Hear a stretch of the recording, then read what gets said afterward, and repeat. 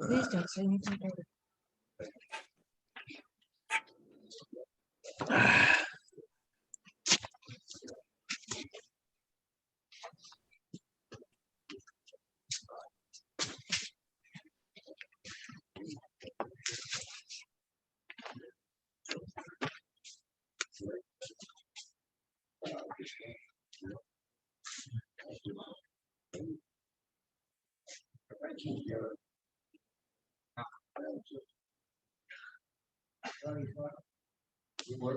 What do you got?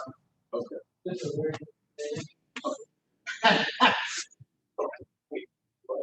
Just saying that. Exactly.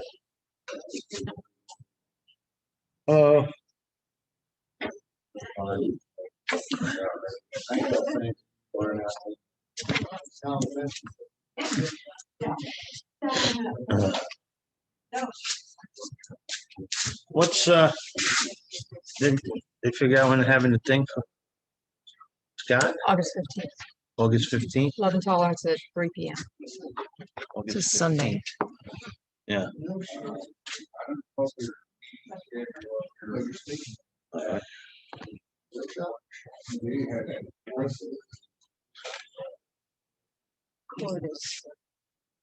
Record is really weird.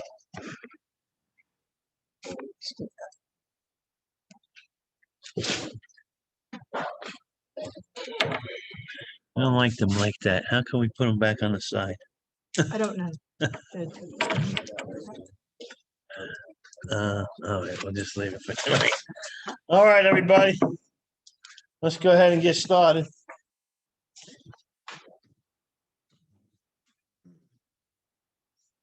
All right, so again, a little house cleaning. We're really getting low here. Yeah. All I'll be right back. right, don't leave before the miracle. All right, so last week I mentioned to you guys that we probably got today and probably 2 more weeks left. And that should be it. Possibly 3 weeks, but I doubt it. 2 more weeks and we'll be done. We're finished till January. January we'll start again. I'll get the dates out. We'll get the dates out to everybody when that will be. But and then that'll be my last year doing this. So 29 years in a row that'll be, and every week, and I'm done. I was just telling them on here, there's no need for me to do this every week anymore. It's online. You can go pull it up and you can see everything online.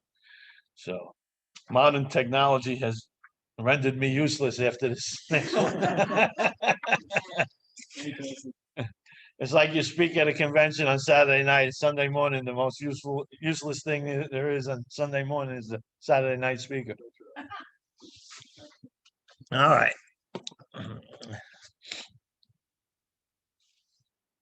Okay, so anybody got any questions on what we covered last week? We covered a lot of important stuff last week.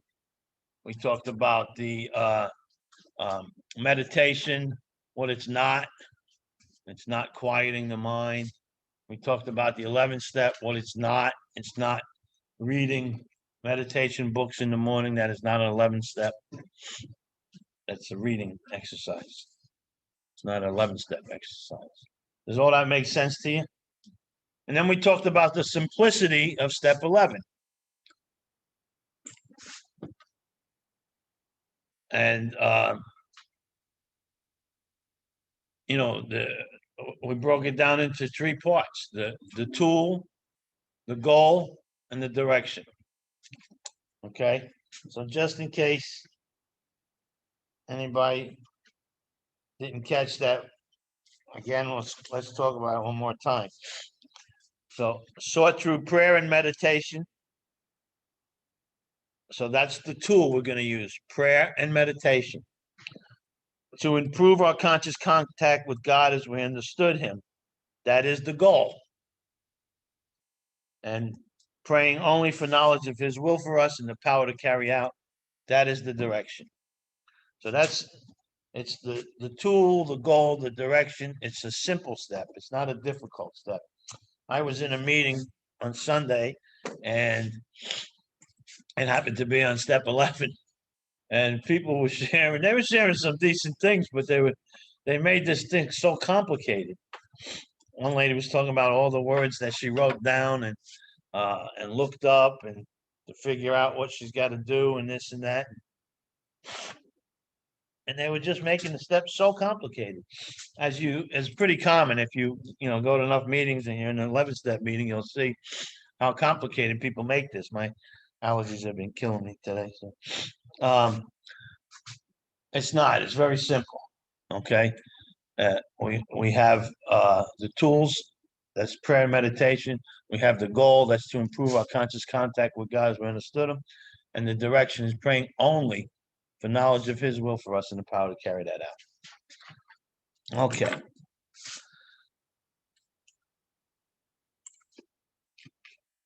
This step talks about indecision. And it's a good suggestion that allows us to simply give to God or give God the time for us to clear our thoughts and allow the answer to flow in. Okay. When I let go of a problem, I don't solve the problem, but I free myself to do other things. And after a period of time, the right answer is going to come. And it talks about prayer. And here, we don't pray for yourself because you don't know what will help you. Prayer is very necessary, but it must be accompanied by action. Okay. So we should pray as if it all depended on God and work as if it all depended on us. There's that old story where St. Francis was tending his garden and somebody was walking by and they said, "Oh, you must have prayed awful lot to have such a beautiful garden." He said, "I do. And then when I'm done praying, I get up and I grab the hoe and the rake so it's got to be accompanied by work." Okay, so I want to talk about for a minute, then we're going to go into the book. We've talked about the 3 basic instincts of life before. We talked about the what else did we? We've covered a few different things. I'm going to confuse you one more time. I'm going to talk about the 5 senses of direction. The 5 senses of direction.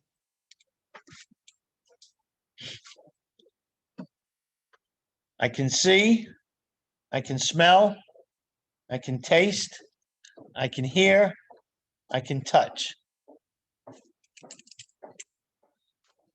The 5 senses of direction. Smell, taste, hear, touch. I can see, I can smell, I can taste, I can hear, I can touch. Those are the 5 senses of direction.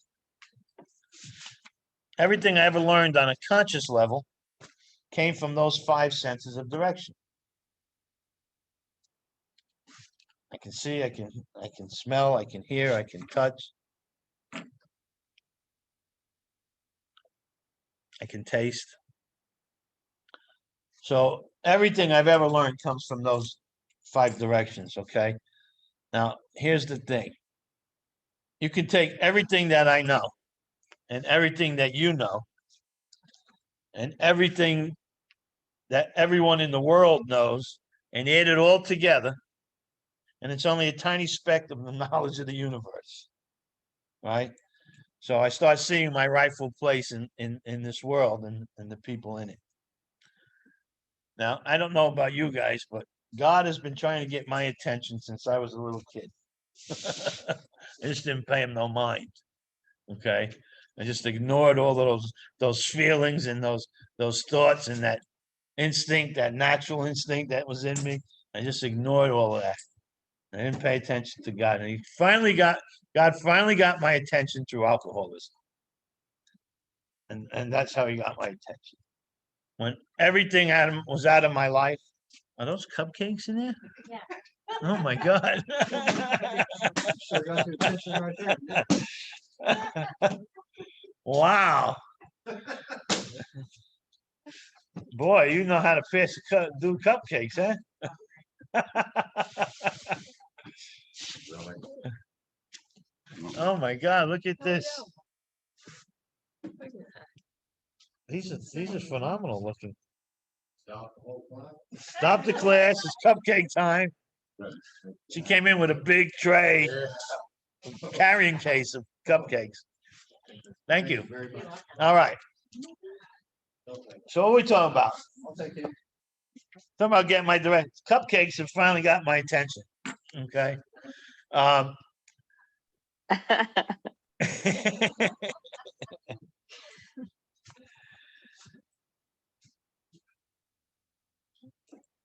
so I said God finally got my attention to alcoholism, right? And I always thought that God is up there somewhere. I think we talked about this in the third step a little bit, that God's somewhere way up there. And I'm trying to get to God. And the real truth of the matter is that God is everywhere in me, but he's trying to get to me. And I block all that stuff out. Actually, God's not out there trying to get in here. God's in here and he's trying to get out and mingle with you people. And we learn this as we start getting in touch with ourselves, that God is a part of us and he wants to mingle and interact with you people. So it's and I always thought that it's my job to serve God. Actually, God serves me and he serves you. And that may sound like a bold statement, but how can I possibly serve God? By doing his will and stuff? Thanks. The truth of the matter is that God serves me way more than I can ever possibly serve him. And I'm just putting some thoughts in your head, so take what you want and leave the rest behind. So I'm going to seek to improve the relationship or establish, whatever one it may be, my relationship with God, and hence sought through prayer and meditation. So the search for a higher power takes place where?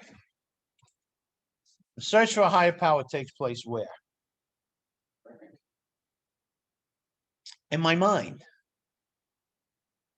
That's where the search for God takes place, in my mind. If you think about it, it's really only there that it can take place. It's in my thinking. So if the search for God takes place in my mind, but I haven't yet removed the things that block me from God through 4, 5, 6, and 7, then it's hard for me to get to what I'm searching for.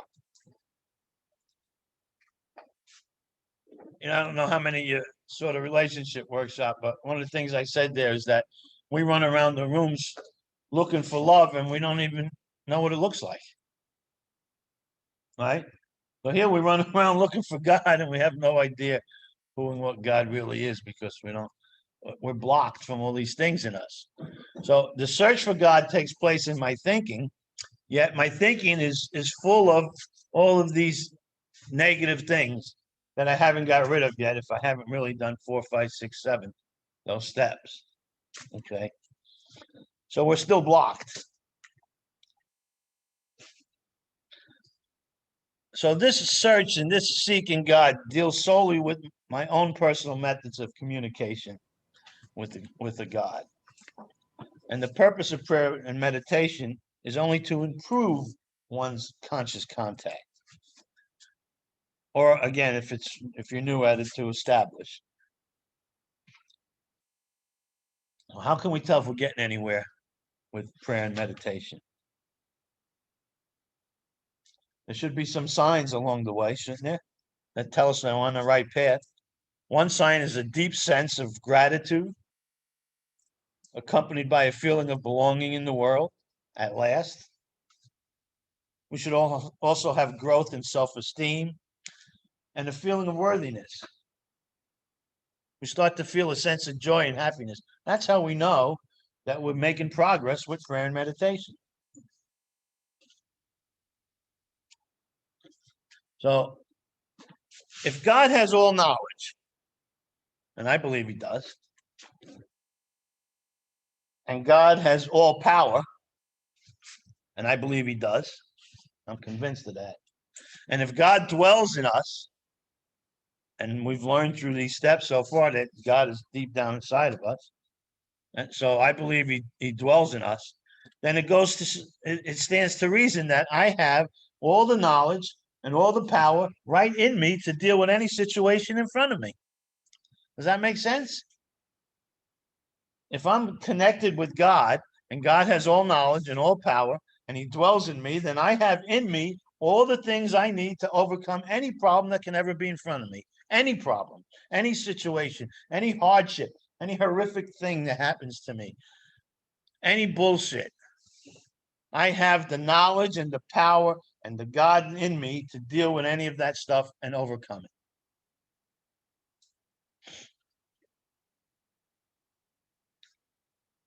As long as, provided that I learn how to tap into that power and use that power. So by the time we're through with step 10, we've learned a little bit about how to tap into that power. And last week we talked a lot about, if you missed last week, I strongly encourage you to watch the tape because there's a lot of good information that you're going to need.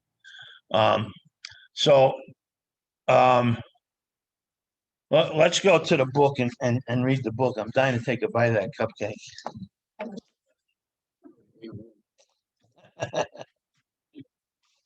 All right, so let's go to page 86.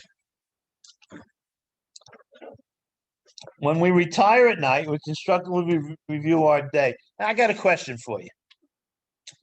What we're reading here on page 86, these 3 paragraphs on page 86, it tells us what we do at nighttime, what we do in the morning when we wake up, and what we do when we're not sure, right? If you read the 12 and 12, step 10 in the 12 and 12 tells us the same thing. It gives us the same direction, but it's in the 12 and 12, it's in step 10.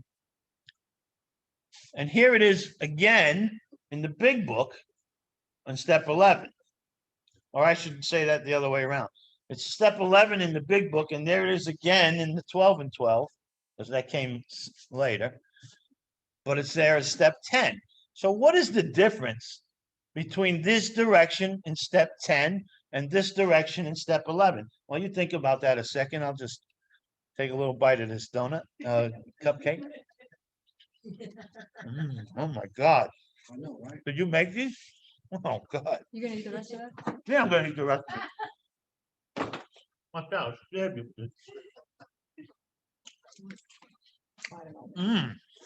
My God, that's a heck of a cupcake. I'm gonna need a little more coffee.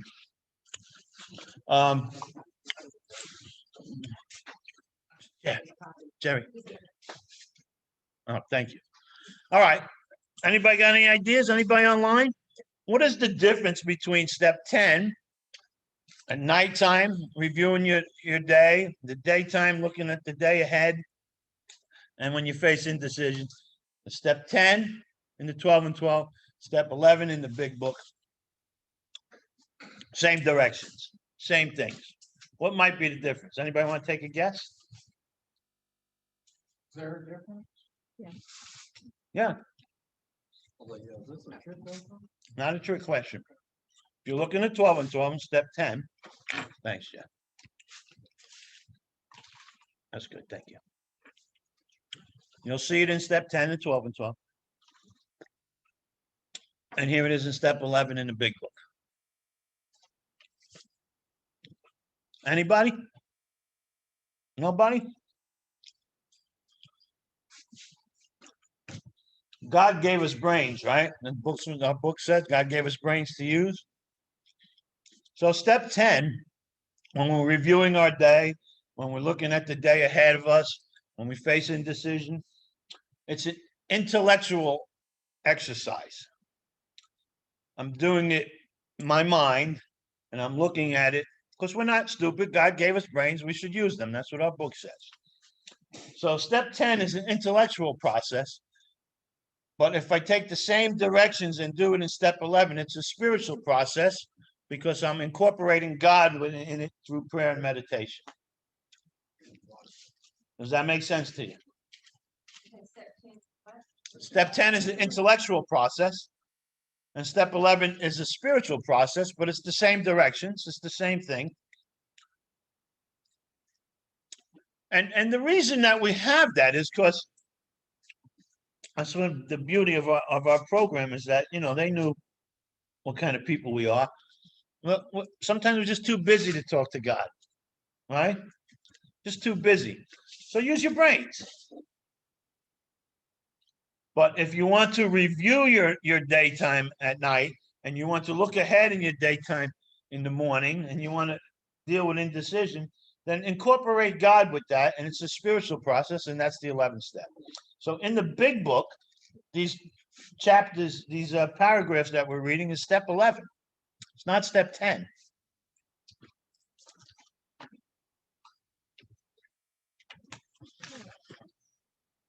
On the bottom of page 85, it says, step 11 suggests prayer and meditation. We shouldn't be shy on this matter of prayer. Better men than we are using it constantly. It works if we have the proper attitude and work at it. It would be easy to be vague about this matter, yet we believe we can make some definite and valuable suggestions. And here come the suggestions. And these suggestions are the 11th step. They're not step 10. So when we retire at night, we constructively review our day. Were we resentful, selfish, dishonest, or afraid? Do we owe an apology? Have we kept something to ourselves which should be discussed with another person at once? Were we kind and loving toward all? What could we have done better? Were we thinking of ourselves most of the time, or were we thinking of what we could do for others, or we can pack into the stream of life? But we must be careful not to drift into worry, remorse, or morbid reflection, for that would diminish our usefulness to others. After making our review, we ask God's forgiveness and inquire what corrective measures should be taken. So what they're asking me to do is to pray and then to sit quietly and to answer these questions. So I'm inviting God in. I'm talking to God and I'm inviting God in, and then I'm going to ask myself these questions and listen to God. Okay. So one of the things, a good question to ask yourself in these little questions that are in this first paragraph is, does my thinking or actions diminish my usefulness to others? Does my thinking or actions diminish my usefulness to others?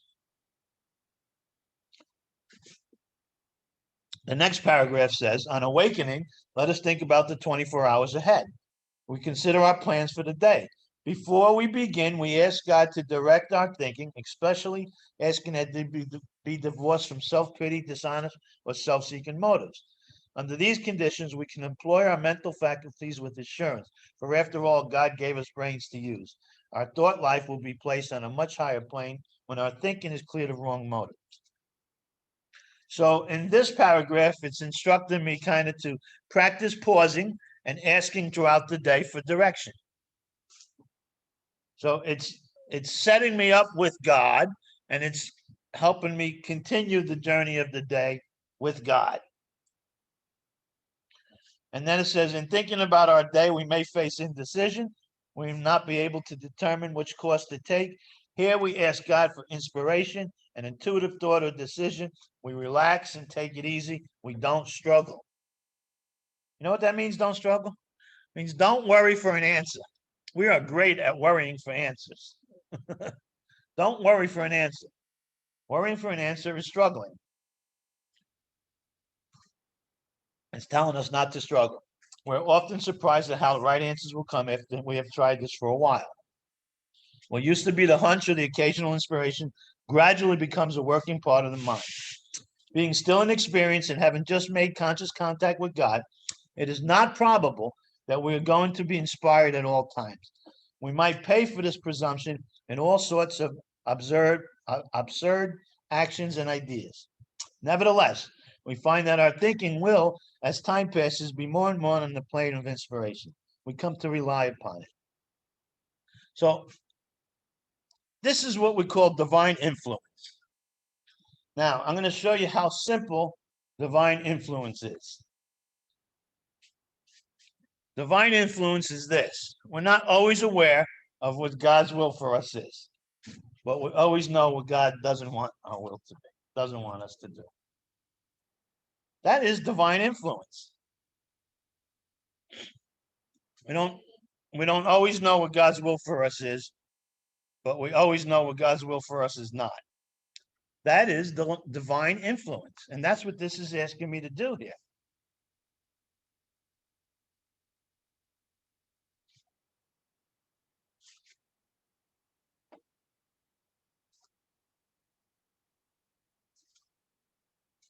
The next paragraph talks about praying, but not praying for ourselves, unless it'll help others, you know.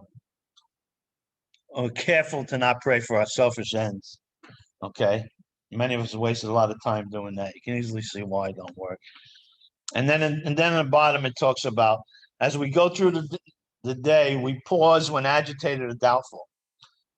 We pause. We don't stop and waste a half an hour worrying. That's not pausing, and that's struggling again. We constantly remind ourselves that we're no longer running the show, humbly saying to ourselves many times each day, thy will be done. So when it says we constantly remind ourselves we're no longer running the show. Do you remember all the way back in the third step on page 62, we read about the director and the actor, and we said that we're going to let God direct our lives. Remember that? Well, if you want to see how good of a third step you've done, you can see how good you're doing in step 11. Step 11 will tell you how good you did on step 3. Okay, so here it is on page 62. It's telling us that we're going to let God direct our lives, right? So God's going to be the director. So we constantly remind ourselves we're no longer running the show. God's the director. He's the principal and we're the agent. That's what it says next. Humbly saying to ourselves many times each day, thy will be done. Thy will, because he's the principal and I'm just the agent. This is all right out of step 3. We are then in much less danger of excitement, fear, anger, worry, self-pity, or foolish decisions. Let's look at those things for a minute. Danger, excitement, fear, anger, worry, self-pity, and foolish decisions. How many of those things are constantly with you?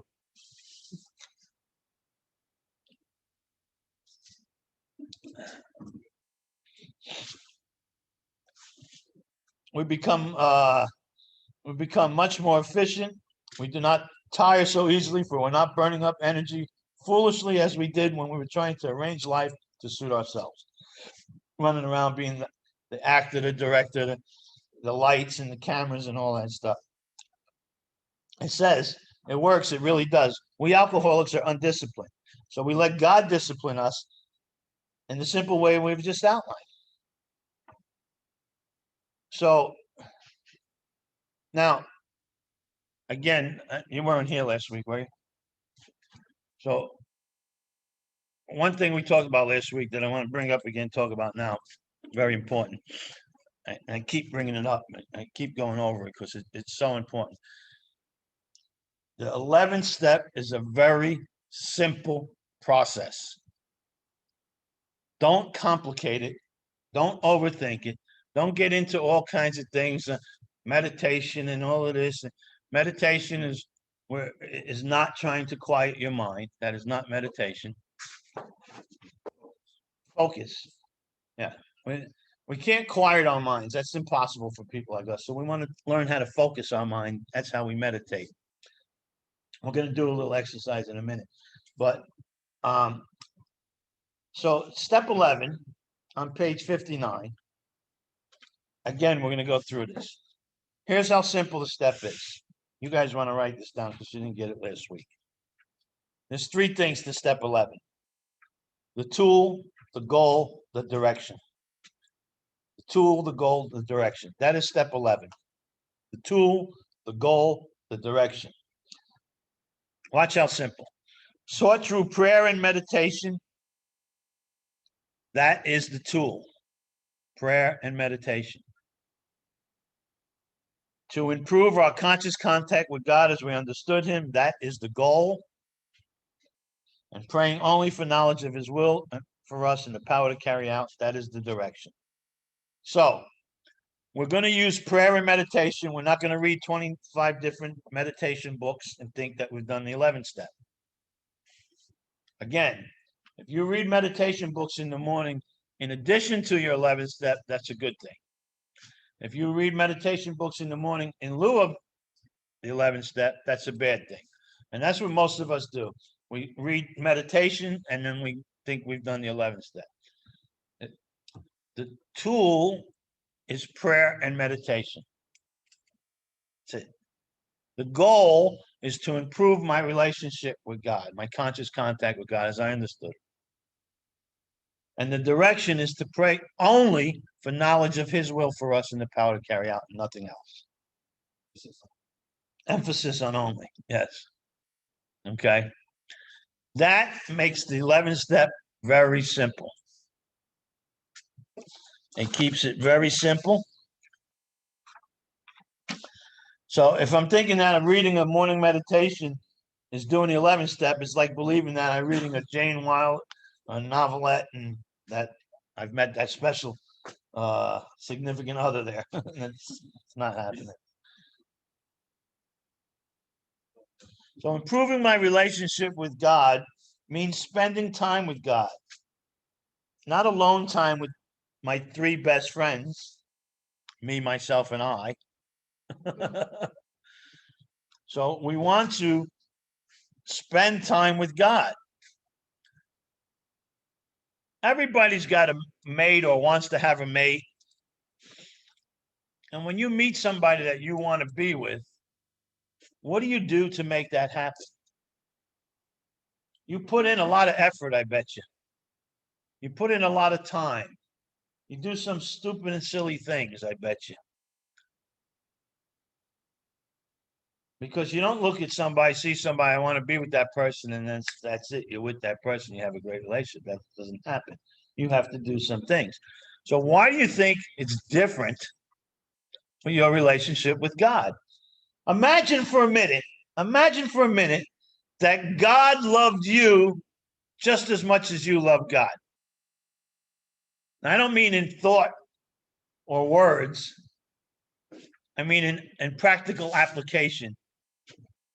What do you do? What do you put forth for your relationship with God? Imagine God loving you back the same way. You would be in trouble. Yeah.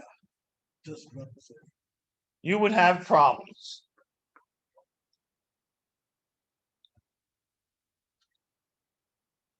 So it requires some effort and some work on your part to develop and improve a relationship with God. And God makes it very simple. He doesn't make it difficult. He's there for all that seek him. That's what our book says. So if he's there for all that seek him, then it's your job to seek him. There's no great philosophy here. There's no great things. It's really simple. God loves us unconditionally. I always share when I get the opportunity to talk from the podium, I always share that I learned really, truly that God loves me regardless of what I do. That my God loves me unconditionally. And I truly believe that. And once I was at a point where I really believed that, then the only question then to ask is, how do I love God back? How am I going to love God back? And that's what you need to ask yourself. What effort and time and effort are you putting in to have a relationship with God? And would you like God to put the same time and effort into his relationship with you? I think not. I think you want God to always be there, to always take care of your problems, to always but you want to just give God a little bit. So once we understand how simple the 11th step really is, and that I know that what my tool is, what my goal is, and what the direction is, I don't have to. I wish you guys were with me on Sunday morning. It just passed. It was 11 step meeting. I was in at the Western Club. It was a good meeting, but people were sharing about all the hardest, craziest things to try to do 11 step. Not one person shared about what we're talking about here now. Taking the tools, working toward that goal, and following the direction. Not one person. They all shared about doing all kinds of things, but praying only for knowledge of His will for us and the power to carry it out. Only. That's the only thing we pray for. And the only tools that we use is prayer and meditation, nothing else. Is it wrong to pray for other things? Well, the book says you could pray for other things if it's going to be useful to others. You could pray for things for yourself, you mean? Is that what you're Like telling me? someone has cancer, you can pray for Well, them. yeah, you don't know, it's always a good thing, but you don't know what God's plan is for that person or the people that person's lives touch. And there's, Well, I don't know a lot of things. Maybe. well, there you go, you selfish son of a bitch. There you go. You're having a relationship with God. It's all about making you feel better. Now you know that. Now, so let's look at your relationship with a significant other in your life. If your relationship with a significant other is based on making you feel better, you don't have much of a relationship, do you? It's not. Right. So what we want to look at our relationship with God. And that may be a very nice and kind thing for you to pray somebody that's got cancer, but this is about you improving your conscious contact with God. Period. So it has nothing to do with my everyday life. It's just about me and God. It's got everything to do with your everyday life, but your everyday life is the people and the things out in your everyday life is not about your improving your relationship with God by practicing the 11th step. Well, okay. Because you're going to pray only for knowledge of His will for you and the power to carry it out. That's what you're going to pray for. Only that. Well, I agree to just. You can disagree. That's fine. You're not disagreeing with me, though. Because it's not me. It says it in the book. The book says praying only for knowledge of His will for us and to carry that out. That's the only thing you should pray for, according to the 11th step. So, how has you've been sober a long time now, right? A little while. No, you've been sober more than a little while. I'll be 12 years. 12 years more than a little while. How's your spiritual journey? Great. Okay. Is there any room for improvement? Always. Okay. Would you like to improve it? Have been. On a daily basis. So you won't like to improve it anymore then? How are you going to improve it? Well, Try and do something different, like what? like what the book says. Well, this book says. I go by another one. Okay. Doesn't really quite talk like this. Okay. That's what I was getting at as far as like praying for other people or like, a dear friend goes through major heart surgery, I bet there's quite a few prayers said for him. And I think that stuff works, man. Yeah, it's not, you're missing things up. Okay. It's okay to say in prayer, pray for Willie. He's going through heart surgery. There's nothing wrong with that. We're talking about actively working the 11th step. Well, I actively work it every day. I mean, when I get in a situation, I don't know how to handle it immediately. Like, God, I need some help.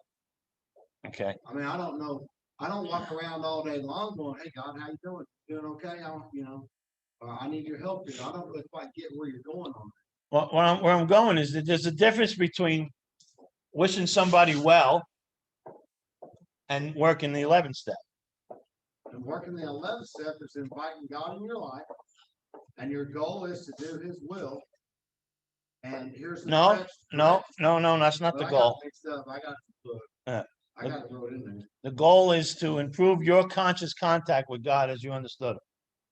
So if I invite him into my life first thing in the morning and ask him to direct me through the day, Uh-huh.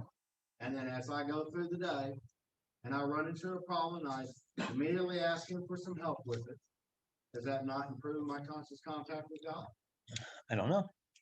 Well, I But don't you, know. but you didn't Well, finish the 11th step though. Well, I'm not trying to do an 11 step every day, Danny. I'm just living life. Oh, well, okay. And So I'm not gonna go around that daggone rigid area. I don't think it's rigid. I think it's real rigid. Well, it's a 12-step program Well, you work all 12 steps. and it's a And 12-step program and to pick and choose which one you want to do. I ain't picking and choosing nothing. You just did. You just said you're not going to do that. I'm not gonna pray for, You just I'm said you're not getting going to at do what that. you're Trying to tell me to do every day, all day. I'm not long. trying to tell you to do anything. I'm only sharing with you what the book says. And the book says we pray for directions for his will for us and the power to carry that out is the end of that. I don't want to get in an argument, buddy. I'm just here to try and grow. If you want to try to go, you have to be open-minded and you have to try to do something different. Well, That's the only way you're going to grow. Well, I agree. So you take information that's something you're not doing, and you say, okay, am I willing to try this? No? Okay, no. Am I willing to try this? Yes? Okay, yes, let me try it. And that's how you grow. Okay. Well, You take all the information you could get and you try to use it unless it's stupid stuff that's going to get you in trouble. yeah. So if you want to grow and you want to grow spiritually, then you have to be open-minded and you have to try something. If it don't work for you, then you know what? Stop doing it. I agree. But if you don't do it, you don't know it's going to work for you. You don't know where you're going to take it to. Could take it to another level. If you did it every day for 4 months, you might be in a place that you never dreamed you could be. You might. I'm a hell of a lot better off than I was. That's not good enough. Well, I'm striving That's for it. good. That's good. But you know what they call that? You know what this book calls that? What's- Resting on our laurels. Ah, That's exactly the definition of resting on our laurels. I'm better off than I used to be. Look up the word laurel in the dictionary, and that's going to be the exact definition of resting on your laurels. Is making a statement like I'm better off than I used to be. I am. That's an honest statement. Well, I'm gainfully employed. if I killed 2 people today, I can say that I'm better off than I used to be because I used to kill more than that. You know? That's not a sad thing. That's against, you So, know, so life and takes somebody's life.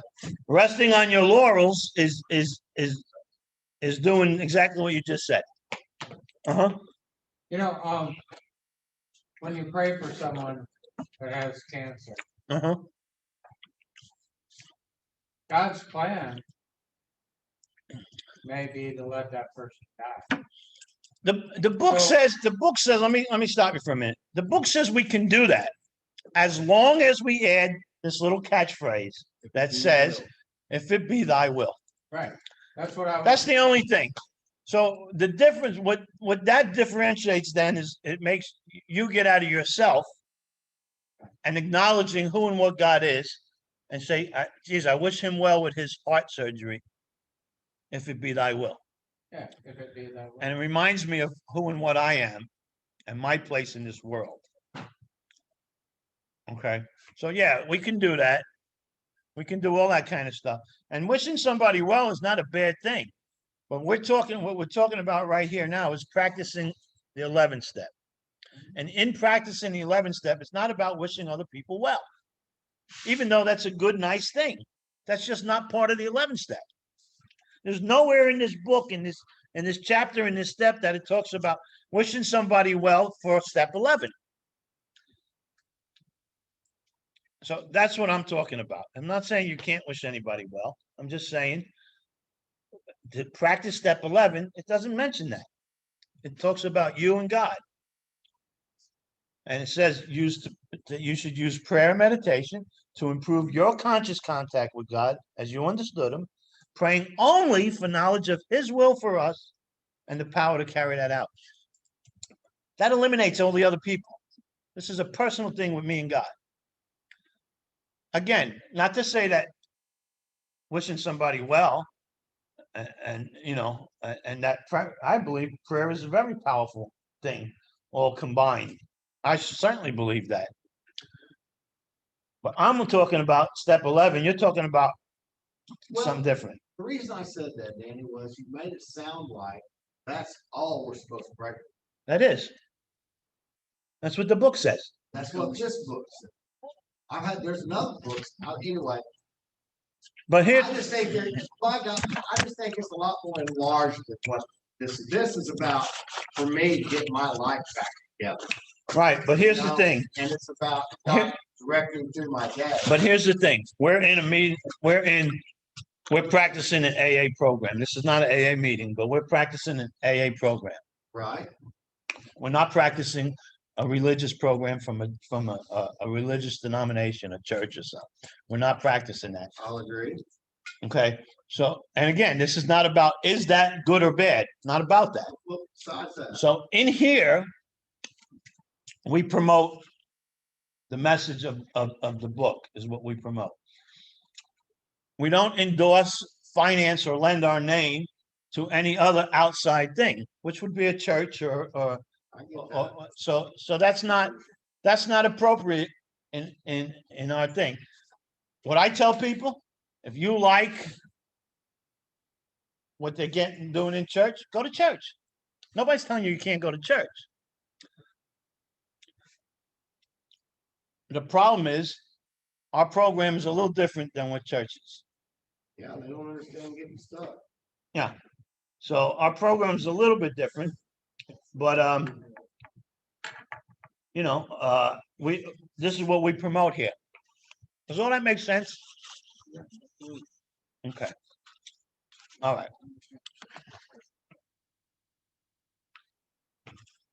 Excuse me, are you gonna have the altar call? Am I gonna have what? Altar call? before we start? Yeah, we're gonna do communion too. Okay, we're gonna spend 5 minutes in a quick prayer and meditation, just to show you kind of how simple it is. Okay. So everybody put your everything down. You don't need no books. Put your feet down.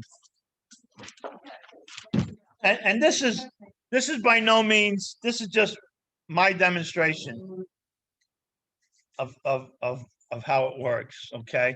And if it can help you, good. If not, don't use it. Leave it alone. Okay. So just relax for a minute and stretch out, take a deep breath, relieve that tension. Breathe in God and breathe out all that bullshit. And the book tells us how to do this. Start our day off in preparation, our plans for the day. Think about what you're going to do today. And before you begin your day, get rid of your self-centeredness. Maybe do the third step prayer if you want to. Close your eyes and relax and breathe God in and breathe out all that bullshit. Again, consider your plans for the day. How are you going to act at work? How are you going to act when you see this person or that person? Think about these things. Who are you going to associate with today? You going to talk to a newcomer? You going to talk to an old timer? Try to have an open heart for God's grace to come in. Have an open mind. Take the steps today. Try to take the steps. This is what the things you should be thinking about so you can have a new experience. Have an open soul. Be of service. Enjoy the fellowship and those around you. Not just recovering people, but everybody. Enjoy the trees and the weather and your wife or your husband. Enjoy God's grace. As you're thinking about the day, unsure, uncomfortable about something that might be happening, you don't know which way to go, you can always stop and ask God for strength and direction, inspiration. Pause for God for the ability to make a decision. relax, take it easy, don't struggle. So now we're going to pray. We're going to ask God for the next right thing and the ability and the courage and the strength to do it. Thank Him for His presence. Breathe in that God and breathe out that bullshit.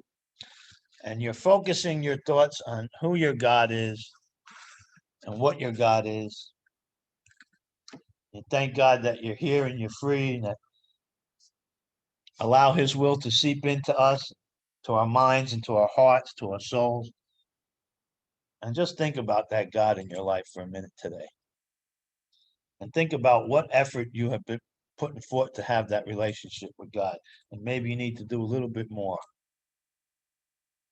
And when you're ready, take as long as you need. Start moving your fingers a little, your toes, your shoulders, and then open your eyes. And you've just asked God for awareness and incorporated. A good thing to do is incorporate steps 6 and 7 in your 11 steps so you can be aware of what defect you need to work on and ask God for help and strength with that. And you have just prayed and meditated. And it's that simple. Now you can press change and rearrange that any way you want, but if these are all the directions, I took all these directions out of the book and just simplified them on here. All I did was just write down what the book says, and I read it to you in different paragraphs. And that's what the book asks us to do. So it's just about improving your relationship with God. Now, I'm going to have these cupcakes are really good. Hey, Danny. Really good. Okay. I'm going to read you something now. This is from a guy named Anthony DeMilo. And he talks about how people have been asleep their whole life. Very interesting reading. And if you ever look him up, he's got some good stuff that he's written. His last name is spelled D-E, capital M-E-L-L-O. Anthony. D-E, like D? Yeah, like Danny. Anthony DeMilo. M what? M-E-L-L-O. And he talks about how people spend their entire life asleep. And that very few of us ever really wake up. And here's what he has to say. Spirituality means waking up. Most people, even though they don't know it, are asleep. They're born asleep. They live asleep. They marry in their sleep. They breed children in their sleep. They die in their sleep without ever waking up. They never understand the loveliness and the beauty of this thing that we call human existence. You know, all the mystics, Catholic, Christian, non-Christian, no matter what their theology, no matter what their religion, are unanimous on one thing, that all is well and all is well. Though everything is a mess, all is well. Strange paradox, to be sure. But tragically, most people never get to see that all is well because they are asleep. They are having a nightmare. Last year on Spanish television, I heard a story about this gentleman who knocks on his son's door. Jamie, he says, wake up. Jamie answers, I don't want to get up, Papa. The father shouts, get up. You have to go to school. Jamie says, I don't want to go to school. Why not? Asked the father. 3 reasons, says Jamie. First, because it's so dull. Second, the kids tease me. And third, I hate school. And the father says, well, I'm going to give you 3 reasons why you must go to school. First, because it is your duty. Second, because you're 45 years old. And third, because you are the principal. Wake up. Wake up. You've grown up. You're too big to be asleep. Wake up. Stop playing with your toys. Most people tell you they want to get out of kindergarten, but don't believe them. Don't believe them.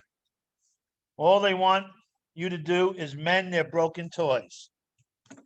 Give me back my wife. Give me back my job. Give me back my money. Give me back my reputation, my success.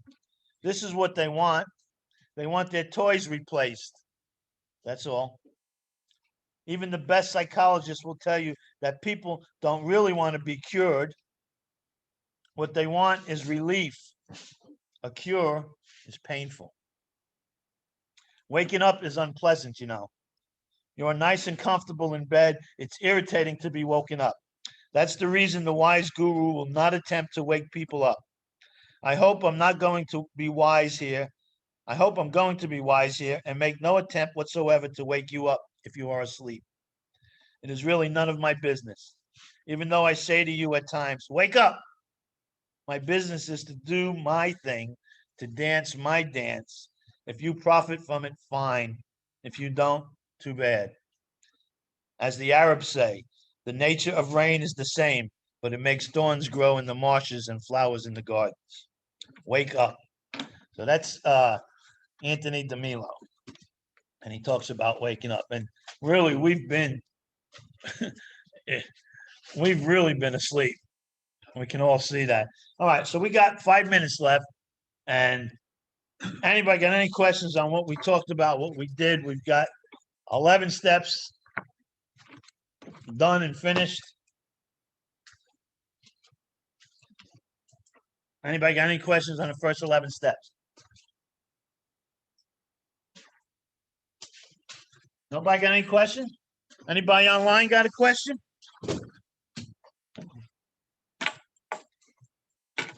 No questions at all? Who got a question?